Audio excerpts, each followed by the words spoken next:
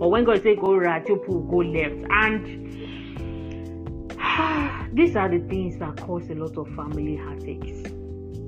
The question again is, what is his obedience level?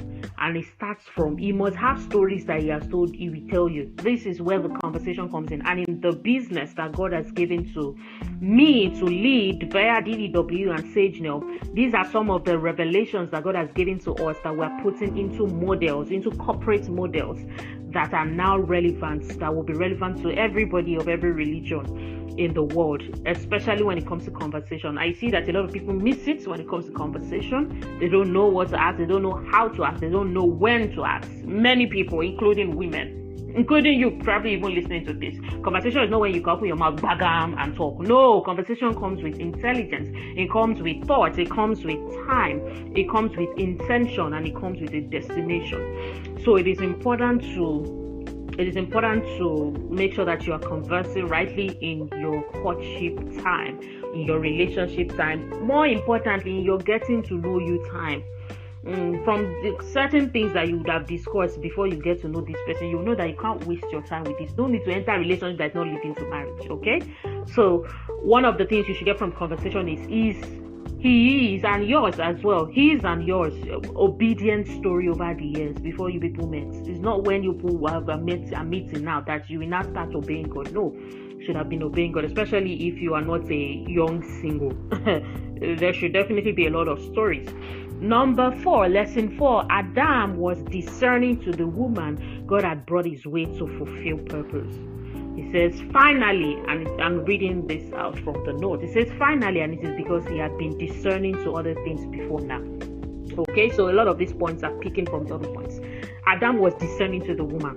I mean, you say this, shoot your shots. We're in a shoot your shot world.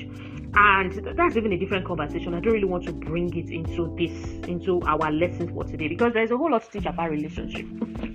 I mean, I know about this. We have a 1-year school for it. So me, more than anybody, should know about this. And I do believe it is something that we want to see more here. We want to listen to more, want more of in here. W.O.N.D.I.V.A. We definitely will make it happen, okay? As long as we're also feeding other areas in our life. Because I strongly believe, even though God has called me strongly to teach and lead regarding relationship and marriage, I strongly believe it's a relationship and marriage doesn't come in of itself. It must come from a strong personality who is really grounded. And that is why I spend a whole lot of time teaching on self-discovery and so on and so forth as it applies to you. Okay, so was discerning to the woman. So as much as there is shoot your shot, position yourself, climb on the ceiling, climb the ladder, let him see you, sit in church for 2 hours, blah blah, all those other things, you cannot propose to him. You cannot force a man to marry you. That is the end goal. You cannot. It has to be the word to take the lead to marry you. If you want your marriage in the biblical way and standard. This is not a patriarchal or feminine thing. No. It is a matter of, if you want to follow the Bible system, if you don't want to follow the Bible system, there's no need for argument. I don't want people argue on social media.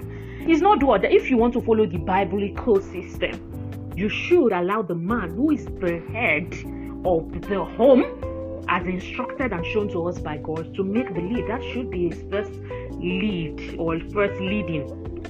Now, anybody can get their partner in any way. For me, that one is now the flexibility of where you are discerning yourself. It could be that you go to his office. It could be that you started a conversation with him, because the man should be the one to lead. Doesn't mean you not say that, I will not talk to any man. You see, today they will come and talk to me. Wisdom is now applied. It doesn't mean you can't start out a conversation with a guy. Hey, what do you do? It doesn't mean you can't give a guy a compliment. It doesn't mean you can't smile at a guy. It doesn't mean you can't wave at a guy. But what you cannot do is you cannot ask a guy to marry you. So if those are some of the things that you're open to, or if those are some of the things that you are okay with, because it depends on the design of the kind of way that God wants you to get, or wants to get your partner to you. If those things are, they're fairly okay. But what is not okay is not going to, so I now want to marry you. No, it's not. When all those things are done, things like smiling at the guy, starting the conversation, again, Adam was discerning. When God brought Eve to him, God brought Eve to him, and God stood at a distance and was looking. Not say, this is Eve, you're married. He brought Eve to Adam, and Adam was the one who was like, wow, what? No. So he discerned what God had done. So God is going to be placing you and placing your man in the environment where you all are going to be meeting, but your discernment level needs to be high. Your discernment level, his discernment level especially, because there's only so much you can do. You can be presented to him, but he has to say the bone of my bone and the flesh of my flesh. And if a man has not been discerning before you come into his life, we're just going to have a bit of a problem there. So pray for discernment for your man. Lesson 5, leaving your mother and father and clinging to your wife is not a negotiation, it is a biblical instruction. All these, do not forget, they are lessons from Genesis 2. Leaving your mother and father and clinging to your wife is not a negotiation, it is a biblical instruction. We've turned this thing into another thing in this world that we currently live in. And if you see a man that leaves his mother and father against all odds to obey this instruction that has been given to him by God, he deserves a crown and a space in the gate and an applause, just like it says in the book of Proverbs, or the Proverbs 31 woman. Give him his praise. You like say, give her praise. Give him his praise. Those kind of men are worthy of honor and double honor, because we have a very interesting African parenting dynamics over here in Africa, and a lot of it usually has a lot of interference from mother and father. And so a man that cannot say, I believe that this is my wife and I am moving ahead, is already some sort of red flag for you. And I know that there are a lot of marriages that they said one prophet said, or the prophet did not say, and therefore that was how the man and the woman went their separate ways. God would have wanted that marriage to move ahead, but they were not willing to obey scriptures. In our Bible studies last year, one of the things we emphasized on was obedience as a characteristic for being spiritual. Spirituality is not when you shake your head and you pray in a certain posture. It's when you leave out the word. And I must add, when you leave out the word, even in difficult circumstances. So leaving your mother and father and clinging to your wife is not a negotiation. So if you see a man that is in quote, well, I think people call it mommy's boy or whatever it is that it is called, it is a flag. Now, when you say a flag, there are two things. Is the person willing to do something different? If you see flags in a relationship, it's actually still workable. But what people do is they see a flag, the person tells them, oh my God, I'm sorry, I've changed.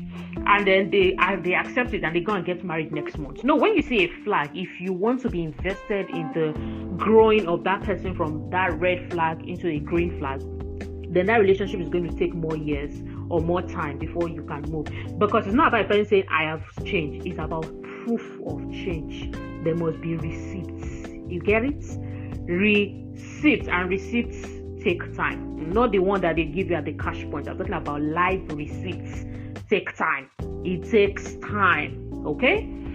So it's a flag. You want to find out if there are certain things that the guy has not worked on. If he's willing, therapy, there's Sage now here for you. You don't need to be running helter skelter like they say kitty kata kitty or whatever. You work on it. Well, if you're doing secret call, by the time everything happens, everything is scattered in the marriage. You will pay much more than you were going to pay for counseling when you could have done it in a single space. Okay?